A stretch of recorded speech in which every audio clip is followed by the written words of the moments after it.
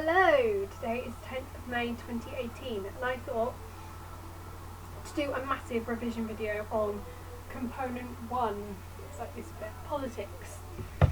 And I've got my folder here of all the mind maps and stuff that are on my wall so I don't have to keep turning around. And I'm going to try to combine as much as I possibly can into one video.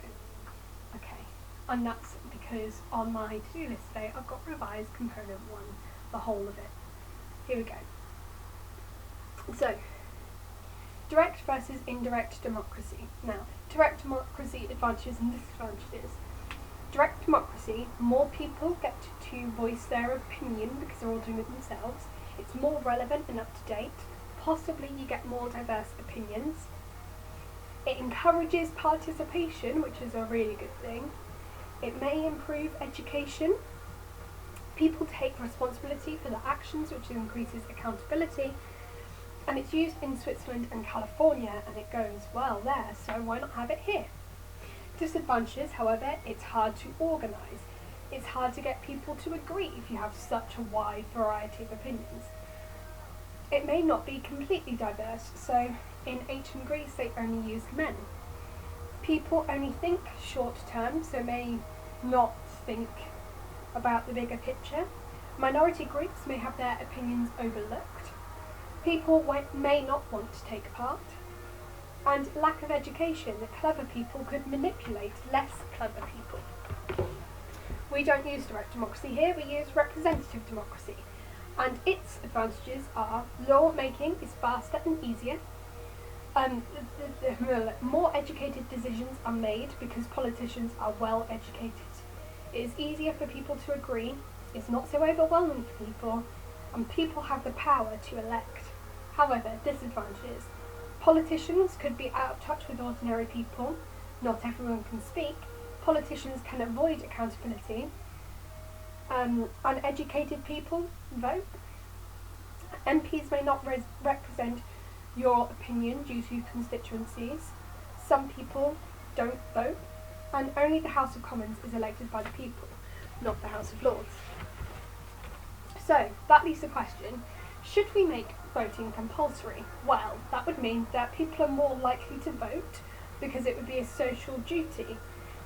It would widen the opinions collected, and you can still spoil your vote if you don't want to vote, and politicians could run better campaigns. And they use this in Belgium, and there's a 95% Belgian turnout, so it clearly works there. However, it doesn't encourage a good attitude towards politics. You shouldn't force people to vote if they don't want to. There could be loads of people, and we can't tell who they are, the people that spoil their votes, that is. It might not change the nature of campaigns, and we don't address why people don't vote. Okay, so participation crisis. Is the UK in a political crisis? Well, thanks for yes. Members of political parties have dropped. So in 1980 across the 3 parties it was 1,693,000 members, and in 2016 it was 490,000. Referendums may not naturally increase participation.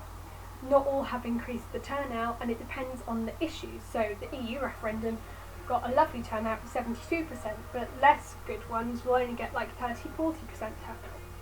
Conservative Party membership is declining.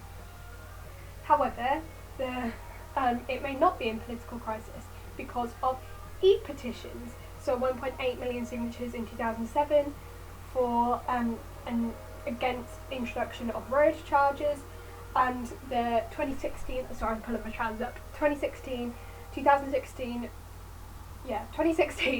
3.8 million signatures to have a second EU referendum, and there are 70 million members of Change.org globally. Turnout in UK general elections is broadly rising, specifically since 2001, and Labour Party membership is increasing. So, conclusion, maybe it's not a crisis but more of a change in nature. Now we're on to the pressure groups and other influences section. Whoop! Right, okay. pressure groups, we have essentially insiders, outsiders, cause, sectional and functions on this mind map here. So I'm going to run through them. Right. Functions of pressure groups. There's three main functions. 1. Investigate issues. For example, the Howard League investigates effects of prison, and Greenpeace routinely conducts surveys and research, and ASH investigates the effects of tobacco and secondary smoking. The second one is to raise public awareness through things like the media, petitions, stunts and striking. And the third one is a bit more obscure, which is to help to develop government policies to educate the electorate and ensure that people who may not need to vote are still have their needs taken into account. So, for example, ASH banned smoking in public places, and Greenpeace holds consultative status at the UN. Now, let's talk about insiders and outsiders. Insiders have close contact with ministers. They tend to have their objectives in line with the views of the government, and they expect to be consulted by the government on policy changes. For example, Greenpeace, although it behaves like an outsider, Howard League and ASH. Outsiders are not consulted by the government, so their objectives may be far outside the political mainstream, but some are outsiders because they don't have the knowledge and the workings of Whitehall, because they are small and local. So outsiders would be Amnesty International because they choose to be outside the system, Fathers for Justice and Charter 88 because they're too small. So, cause and sectional. Cause pressure groups are all about achieving a goal or drawing attention to a certain issue, and they have open membership. Everyone can join. So these would be ASH, Liberty and Plain Stupid. Sectional pressure groups promote the interests of an occupation or a group of people in society. They have a closed membership, which is usually restricted. So sectional pressure groups are the National Farmers Union, or NFU, the British Medical Association, or BMA, and Age UK, although Age UK does not have closed membership. Anyone can join that. Now let's talk about some of the methods that pressure groups use. Number 1, they research and publish reports, and this is to back up their ideas and convince people more. Number 2, they give evidence at public hearings, so this is the Select Committee hearings of Parliament, and that makes them more effective and gain people. Number 3, publicity stunts. That show that they are serious about the cause and it attracts attention from the media. Number 4, they use a celebrity spokesperson. This is attracting attention from a wider audience, and it's persuasive because it uses the media. Number 5, digital campaigns such as change.org to gain support from a wider audience, possibly a younger audience, and it's a lot quicker. Number 6, civil disobedience. This is usually the last resort because it causes disruption, but it does bring attention. Number 7, bring test cases to court, for example, Liberty. Secure rights of their members or society through government action. Number 8, organise publicity campaigns to raise awareness through the media and encourage the public to take action, which puts pressure on MPs. Number 9, goes on a strike, convinces other people, but it does attract attention in a civilised way. Number 10, organise public demonstrations. So larger public demonstrations get more coverage, and they gain support from the public and try to change their views. And number, annoyingly, 11, is lobby politicians as an insider, so they argue their case and persuade them of their ideas. Next, factors of successful pressure groups. Number 1, organisation. For example, Greenpeace, the 2011 campaign to stop the practice of tuna fishing by catching and killing lots of fish at the same time, 2014 UK supermarkets clearer labelling, and boarding a whaling ship and destroying genetically modified crops. Number 2, insider status. So ASH banned smoking in public places using their insider status, and Greenpeace has a consultative status at the UN despite the fact it behaves like an outsider. Number 3, the BMA. The BMA rely on member donations. They have the best paid members and they are very highly influential. And the CBI also rely on member donations. They're very profitable and they represent companies. Number 4, large membership. So Greenpeace has 4.9 million members who are eligible to vote, and they have political power as consumers. Junior doctors in 2015 gained 98% support from the BMA, which is obviously quite good, and they performed the first all-out strike in NHS history, including A&E, in April 2016. Number 5, strategic importance of the group. So the R&T union is successful because railways are very important in London, but junior doctors were unsuccessful because it went against the views of the government. Number 6, celebrity endorsement. So Gurkha Justice campaign used Joanna Lumley to promote the idea to give Gurkhas equal rights. Number 7, expertise. So Ash does research on the effects of tobacco and secondary smoking, and Greenpeace routinely conducts surveys and research to inform people about environmental issues and solutions. Now, factors of unsuccessful pressure groups. This is literally what I'm doing for the entire video.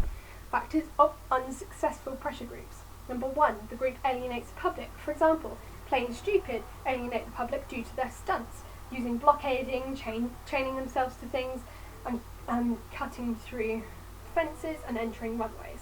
Number 2, the goals of the group act against popular opinion. So Forest, people are now generally against smoking, so they're generally also against Forest.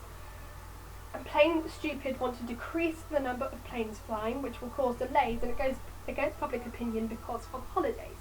Number 3, goal contradicts with government policy. So Plain Stupid want to end short-haul flights, expanding the Heathrow Airport, decrease the number of planes flying, and that means that the government lose money because planes and flights are good for our economy. Number 4, countervailing forces. So Occupy say that we are split 99% to 1%, which are the rich people, and they made tents in public places, but they didn't have any real clear message, and they were countervailed by the police, etc. Forest lost to Ash, who got the government to ban public smoking, and Forest campaigned for rights of tobacco smokers. Now, let's talk about think tanks. So I'm going to have 4 examples of think tanks.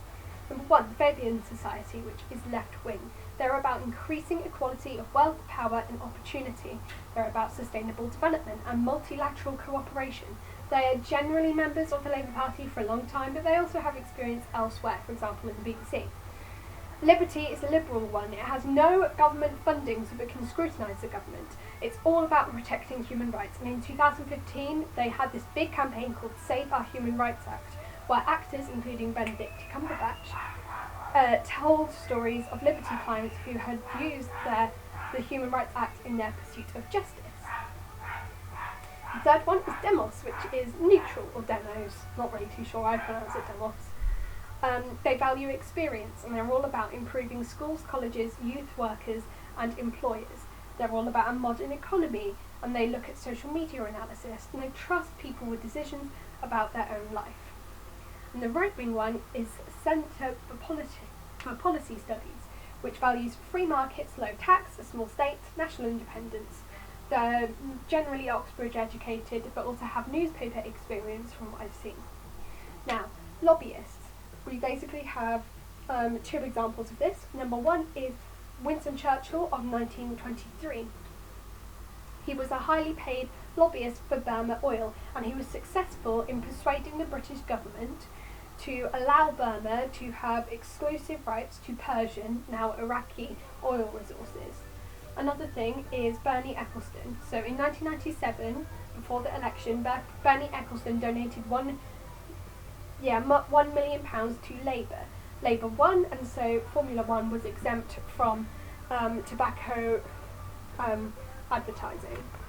So it could do it, which was good for them. So now, to round that entire topic up, let's do the advantages and disadvantages of pressure groups, think tanks and lobbyists. So, pressure groups, advantages. They widen power and extend pluralism, which is important to reflect the issues of everyone.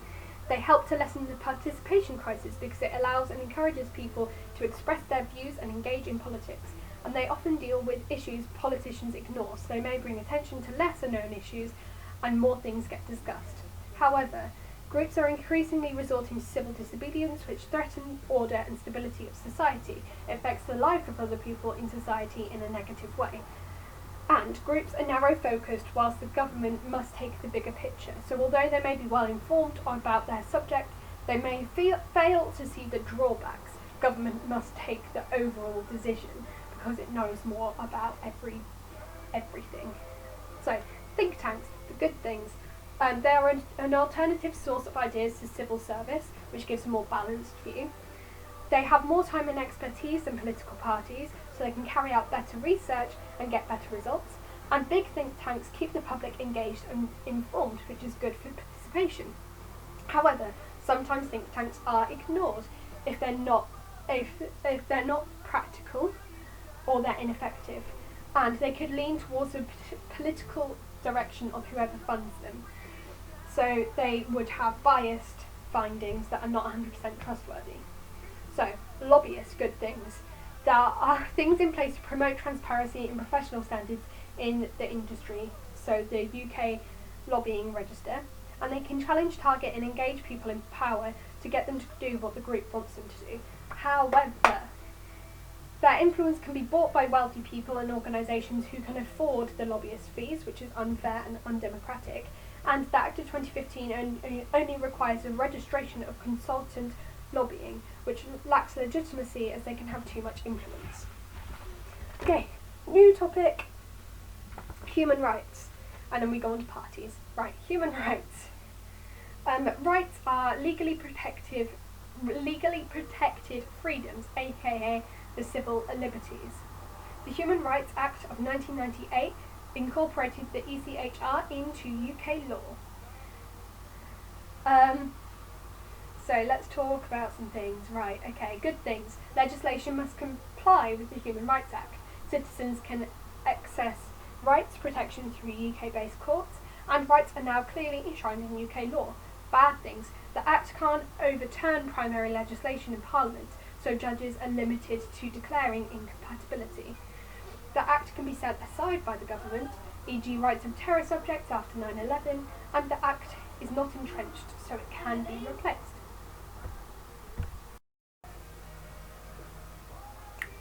Yeah, there we go. Extra bit of information. The judiciary makes key decisions which undermine parliamentary sovereignty, but judges only apply the Human Rights Act, which was created by Parliament.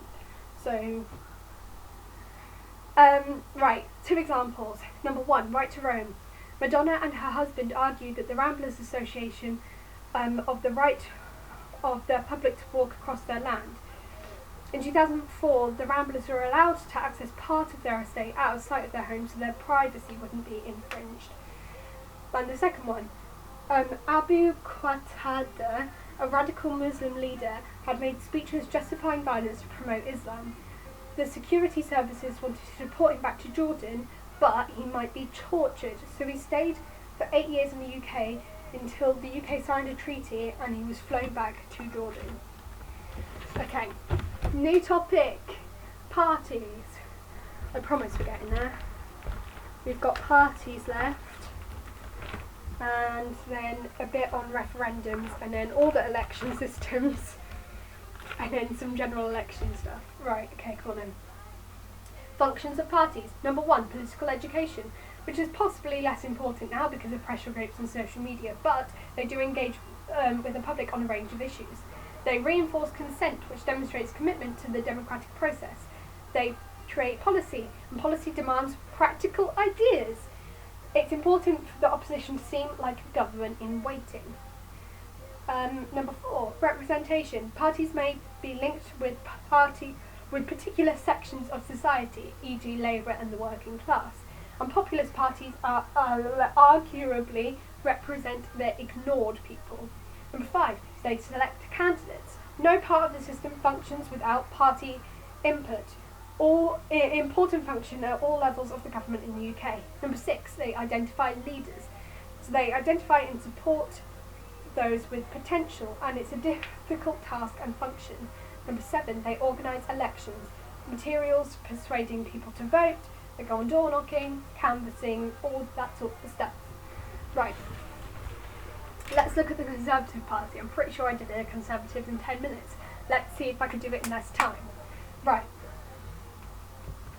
The Conservative Party was formed originally by the Tory Party, hence the nickname the Tories still. We're going to look at traditional and new right, and then look at one nationism versus Thatcherism. So, traditional see society as organic and morally flawed. They favour a mixed economy with some industries remaining under state control. And the new right want to eliminate the state control of industry for privatisation, and they see society as a collection of individuals. So now let's look at one nationism versus Thatcherism. Right. For the economy and the market, one nationism is pragmatic. It supports a mixed economy of private and state-run things, and it's pro-Europe because it's believed to be in the UK's economic interest. However, Thatcherism is about deregulation and privatisation. It's about free markets and low government interference. There is a stronger ideological commitment to the market, with welfare and the state. For one nationism, the welfare system and the state fulfills their paternal duty to look after the poorest, and it creates order and stability. Whereas Thatcherism, in Thatcherism, welfare was blamed for creating dependency and undermining self-reliance. The state was not as effective, not as efficient as the market, and welfare became conditional. In terms of individual and society, one nationism believed that the governing class should look after the poorest in society. No individual can live outside of society, and they were pessimistic about human nature, whereas Thatcherism believes that individuals and families create society. Nation and internationalism. Internationalism was a one nation idea and more European integration, pro-EU, whereas Thatcherism is Eurosceptic because they believe that the EU diminishes UK sovereignty. So now I'll talk about David Cameron and Theresa May. David Cameron, there is such a thing as society, it's just not the same thing as the state. That's a swipe at New Labour, who are accused of relying on the state to solve problems of poverty, etc., rather than allow society to solve it. It's also an attack on Thatcherism. Big society, more active in society, greater localism, empowering individuals, paternalism. Theresa May, we succeed or fail together. Education, grammar schools, controversial with backbenchers and generally everyone else, and getting rid of school lunches for school breakfast to save money, but then people like Jamie Oliver and other activists were completely against that, so it's kind of faded out now. She wanted to gain legitimacy and get support by holding an election, and tries to show one nationism, but her policies seem very new, right, and it's unclear where she stands. So there is more to life than individualism and self-interest. Okay, now the Labour Party. The Labour Party came about in the early 1900s and basically attacked the Liberals a lot, and they were the first sort of working class party, and because of that they were very much working class and unions, trade unions and stuff. Right, so let's do Old Labour versus New Labour. Old Labour, I nearly spilled the tea. Let's move this.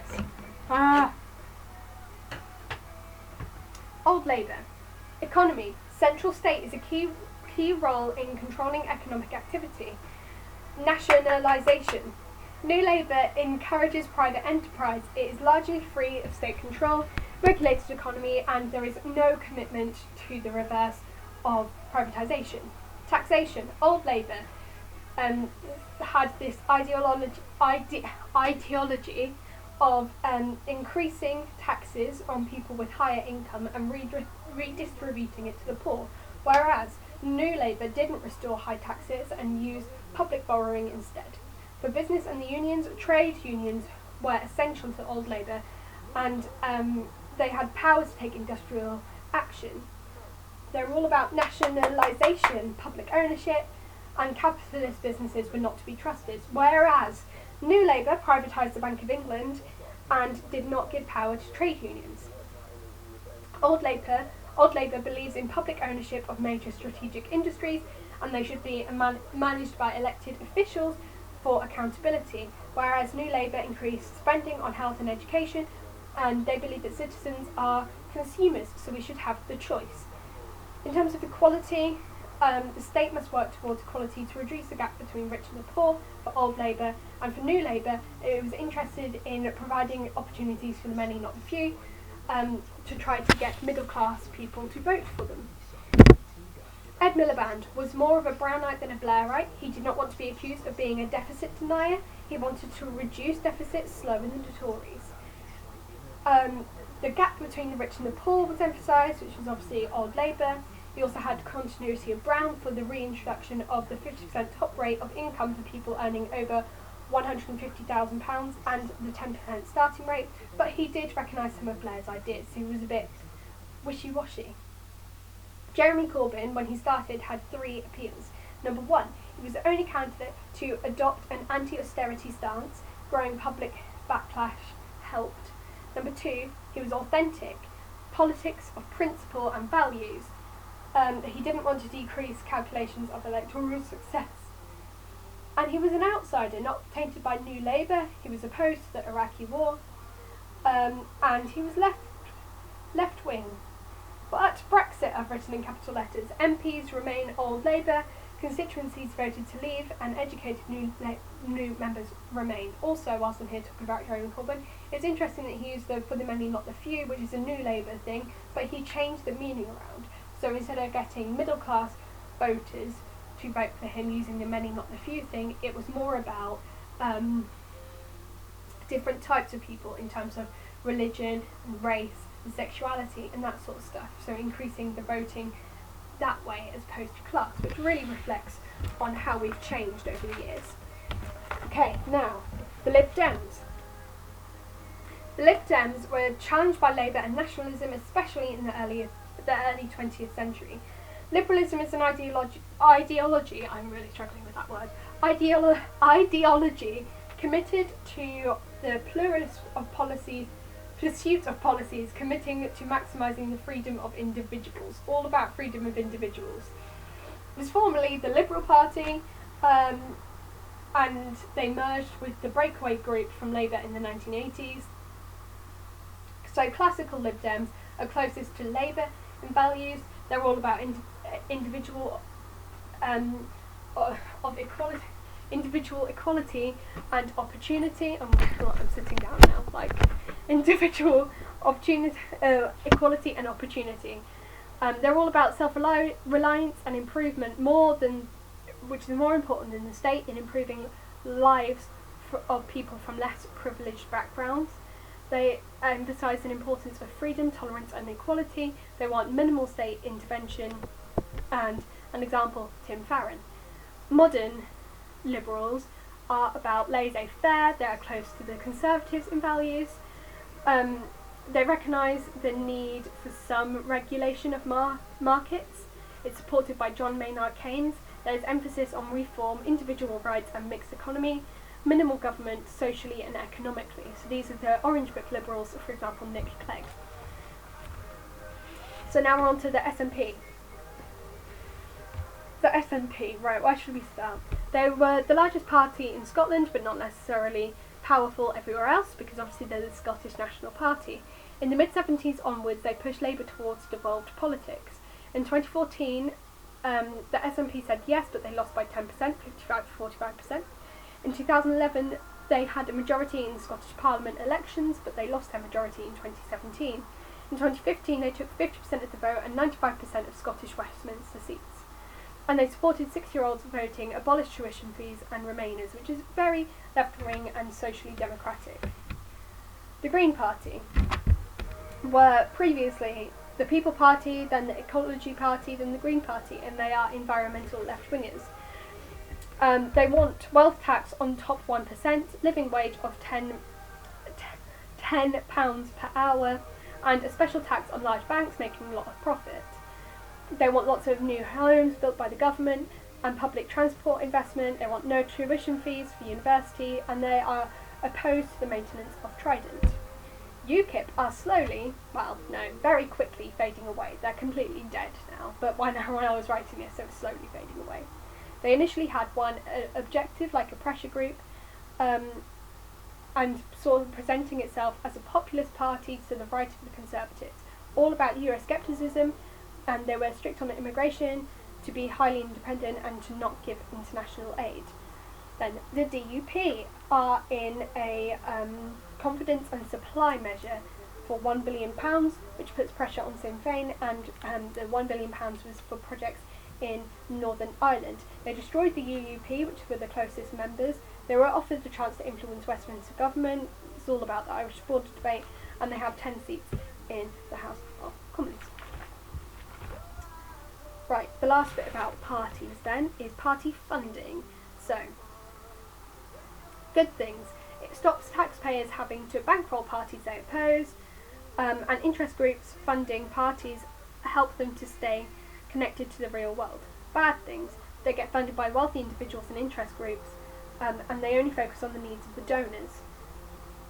So political donations are at a record high. So in 2016, £88 million was raised across all parties. But if you donate more than £7,500 to one political party in 1 year, it must be publicly declared.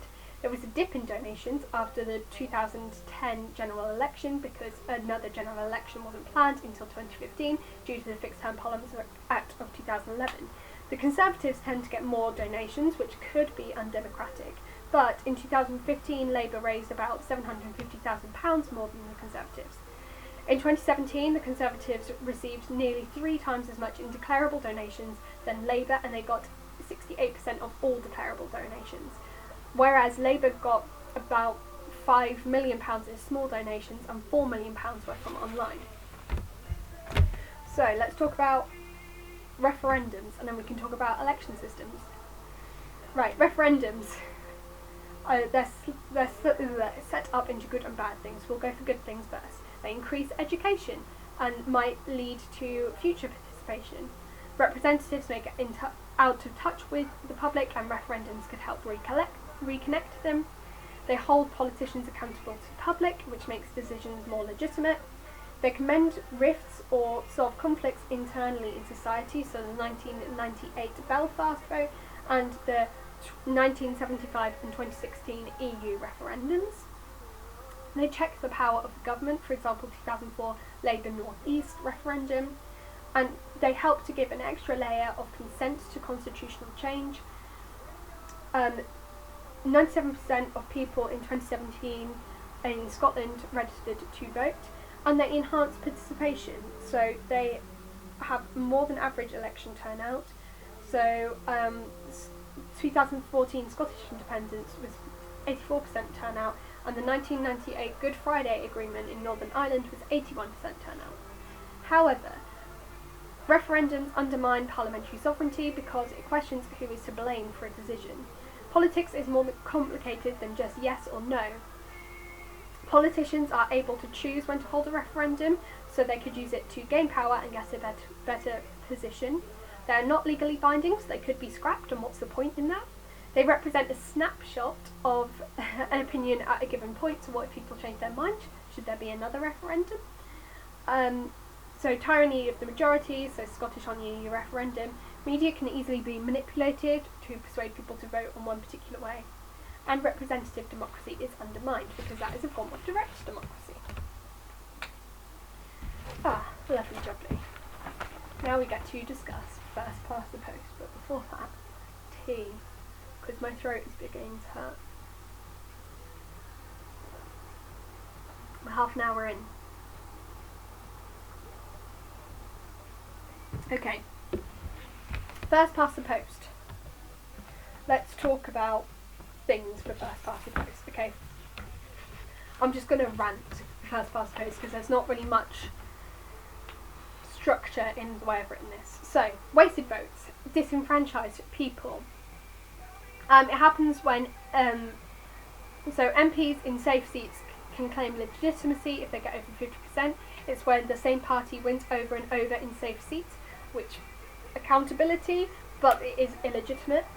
In 2015, about 3/4 of all votes were wasted votes. 50% was for the losing candidate, and 24% was due to a vote in a safe Conservative seat. And that shows that votes are of unequal value, decreases the value of the vote. So in 2017, the safest seat was in Liverpool, where Labour got 86%. Contrary to that, you have marginal seats. This is where turnout tends to be higher because votes are more likely to make a difference, which increases the value of the vote. The BBC definition of a marginal seat is the winner of the seat at the previous election won by less than 10% of their nearest rival. So parties target marginal seats in terms of campaigning, which narrows a campaign to a series of issues. Candidates may be better scrutinised, but it does lead to an increase in tactical voting, which I will talk about in just a second. So in 2017, the most marginal seat was Fife North East, where SNP won by 2 seats. So, tactical voting. This is when the winning party still has the right to claim a mandate because they can still won the vote. They are still technically legitimate. However, people who win may lack legitimacy, as the voters may not entirely agree with their manifesto, as they essentially only voted for the least worst, despite the fact that they'll probably vote for parties with the same sort of views as them. So, for example, the Tony Blair victory. Hang on. Sorry, I got a phone call from Mum. Right. Where was I? Yes, the Tony Blair victory, so Labour voters and Lib Dems sort of went together to get rid of the Conservatives. And also, electoral deserts are a thing in first past the post. And this is parts of the country where there is little or no representation, so the Conservatives struggle in northern and urban areas, and Labour struggle in the south. But by the end of John Major, there were no Conservative MSPs, whereas they had a majority in the 50s and 60s, and that was due to Thatcher. More on first past the post. So vote share. Let's talk about vote share. So vote share between the two main parties. In 1951, 97% of people voted either Conservative or Labour. In 2015, it went down to 60% because people are less attached to parties, called partisan de-alignment, and because there are more choice due to the impact of other parties. However, it went back up to 83% in 2017 due to the whole May versus Corbyn thing. Vote share is not brilliant because it doesn't always win. For example, February 1974, Conservatives got 37.9% and Labour got 37.2%, but Labour won. Yeah. And in 1951, Labour got 48.8% and Conservatives got 48.0%, but Conservatives won. So it is very disproportional. So proportion of seats in 2017. The Conservatives got 42.4% of the vote and 48.9% of the seats. So they didn't get a majority, but they couldn't exactly go into a coalition with the Lib Dems because the Lib Dems wanted the second EU referendum, which was against the Conservatives thing. They couldn't go into a coalition with Labour, and so that's why they formed the Confidence and Supply deal with the DUP. So Labour got 262 seats, and they would have got 260 seats with proportional representation. And the Lib Dems were massively improportional, because they got 12 seats, but they would have got 48 with proportional representation. So this leads on to discrimination against the third party. So in 1923, the Lib Dems got 25.4% of the vote, but only 3.5% of the seat share. And that's because their support is not as concentrated, and it's more spread out, so they need to find places that they can rely on. And this is all due to the winner's bonus, which essentially gives a bonus to whoever wins the party, which is really undemocratic, because it means you can still claim a mandate despite the fact you didn't get the majority of the votes, because this country is what? Right, let's talk about the additional member system. We'll go over how it works first. You have 2 votes. One is for a candidate in a single member constituency, and the other is for a party in a multi-member constituency. The party one is a closed list system, which means you can't choose between candidates or from the same party or the order the candidates are in. It also uses the D'Hondt formula to make seat share and vote share more proportional. It's used in Scottish general elections, and usually produces coalitions, but the same parties continually crop up. So, 2007, SNP and Labour were very close with a difference of 1 seat. It was the same sort of thing in 2011. I'm skipping over lots of statistics and stuff, so if you want to look in here for stupid statistics, because I'm going to focus on the 2016 Scottish Parliament election. So, the SNP only got 4 regional list seats because they do so well in first past the post style constituencies. Labour won so many regional list seats because they have done less well in vote share, so they're relying on top-up vote, which is spread out. The SNP got a total of 63 seats, so 49%, which is actually overrepresented. The Green Party focuses on regional lists rather than constituency seats because of the concentration of the votes. They only got 0.6% of constituency votes, so they concentrate on regional lists, which may produce better results. And the Welsh Assembly are less proportional usually than the Scottish ones. Right, advantages of the additional member system. It combines the best of first past the post and proportional representation by balancing desirability of constituency representation and fairness. So, most of the 129 representatives, smaller parties find it easier to gain representation. For example, Greens got 2 seats, and that's unlike in first past the post where small parties' votes are too spread out so they don't win seats. So Greens in 2015 only got 1 seat. It's broadly proportional, more choice and less wasted votes due to the D'Hondt formula, unlike in first past the post where it's massively just disproportional. There's more choice, but split vote ticketing is allowed so you can indicate preference, which decreases the need for tactical voting, unlike in first past the post where you can only do 1 vote. Zipping is used to improve the representation of women, unlike in first past the post where the amount of women in politics is not very good, it's only about 30%. And it's easy to understand, which is important for democracy, because if people understand, they're more likely to get involved. However, it creates 2 categories of representative, which creates tensions, unlike in first past the post where you can easily get rid of MPs. Parties have significant control over closed lists and are used to elect additional members, unlike first past the post where all the candidates are elected by their parties. Smaller parties are often underrepresented in multi-member seats, and that's like first past the post. And finally, proportional outcomes are less likely where the number of additional members is low. So now we get to look at single transferable vote. This is how it works. You rank the candidates in order of preference.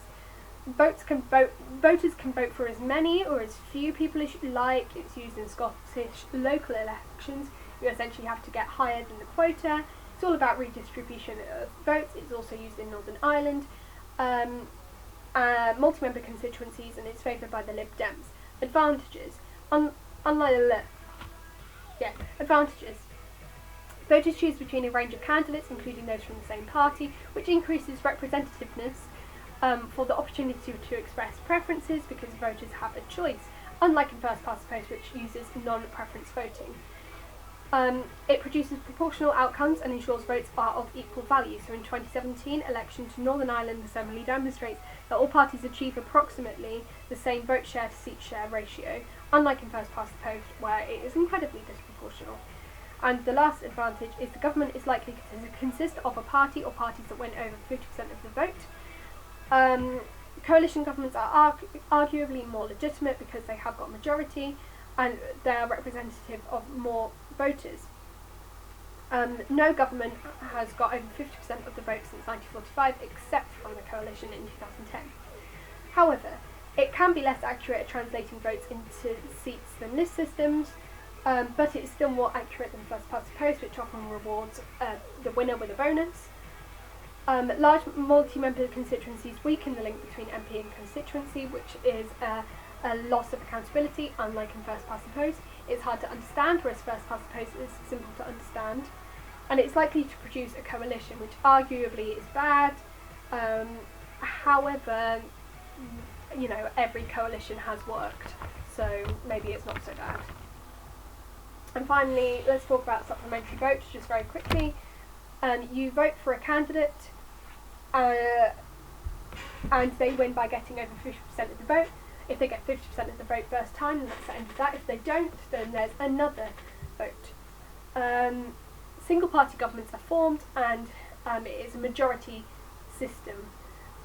It's used for mayoral elections in single member constituencies, but it wouldn't be proportional if used for general elections. Okay, we are so nearly there. Just go with me. Now we've got to sum up 3 general elections. And I've split this up very nicely. So the first one, 1979, Thatcher general election. Let's look at class. So, Conservative policies of right to buy and tax cuts helped win the C2 class vote. The size of the middle class was growing, which helped the Conservatives, and the decline in number of people were describing themselves as working class. So Conservatives gained swings of 11% and 9% in the C2 and DE vote. Region. All areas swung towards Conservatives, but it was more pronounced in the south. Age. Labour won the 18 to 24 age group, but it declined among voters aged 35 to 54. Gender. Thatcher factor. Some people thought Thatcher's gender may have an impact on issues. Issues. The main reason for Labour's defeat. The winter of discontent left bins left unemptied, shortages of power, dislocation of public transport, which reflected bad on the Labour Party. Media focus on personalities, press conferences were time for midday news, afternoon walkabouts and major speeches were time for evening news. The results were that the Conservatives were in power for the next 18 years, and Labour won. The Conservatives won 339 seats, and Labour won 269 seats on a turnout of 76%. So now, the 1997 general election. Blair. Class. Labour gained support across all classes, but they gained 19% in the C1 class and 15% in the C2 class. Blair recognised that the working class was decreasing, so he tried to get the middle classes on board using third way policies. Region. Lib Dems were strong in the southwest. Labour gained across all regions, but the Conservatives were wiped out in Scotland and Wales and reduced to just 11 in London. Age. The Conservatives remained dominant in 55 plus, but Labour won in all other age groups, and the young were persuaded to vote Labour as a change from Conservative. Gender. Labour closed the gender gap. Issues. Education and the NHS. Labour promised to make huge investments, and Labour had a bad reputation as a tax and spend party. The main problem for the Conservatives was that the electorate remembered the recession in the late 80s and early 90s and blamed the Conservative Party for it. Media focused on personalities. It was a negative campaign where they were both attacking each other, and sleeves was a big thing. The results? There was a 71% turnout, which was lower than typical levels at this time, and it was the start of a long term of decline. Blair got a bigger majority than any of Thatcher's landslides, and the Conservatives only got 30.7% of the vote. And finally, the 2017 general election. Class. Conservatives made rapid gains in the C2 and DE classes, and Labour gained A, B and C1 voters, but class is much less important than it was. Region. Turnout dropped in Scotland. Labour gained seats in London and southern England, which had never been Labour seats before. Age. A person is 9% more likely to vote Conservative for every 10 years they age, with the turning point being 47. More young people were voting due to Labour's policies. Gender. The male vote leant towards the Conservatives by 6%. Issues. Terrorist attacks, for example Manchester, and Brexit. Single market and customs union, hard and soft Brexit, all that sort of stuff. Media. There were no televised face-to-face debates because May refused, which also gave the public a negative impression of her. Corbyn generally was an effective campaigner who was energised during speeches, whereas May spoke in a controlled, careful manner and seemed stiff when answering questions. So, results. Hung Parliament. The Conservatives lost 13 seats. UKIP didn't get any seats. There was 82.4% vote share for the two main parties. The DUP got 10 seats in the House of Commons. Labour gained 30 seats with 40% of the vote, which is the largest increase in vote since 1945, and turnout was 68.7%. If you made it all the way through this frickin' video, well done. I'm very proud because that is the whole of Component 1 politics. Way! Have a good time revising. I'm gonna have some tea.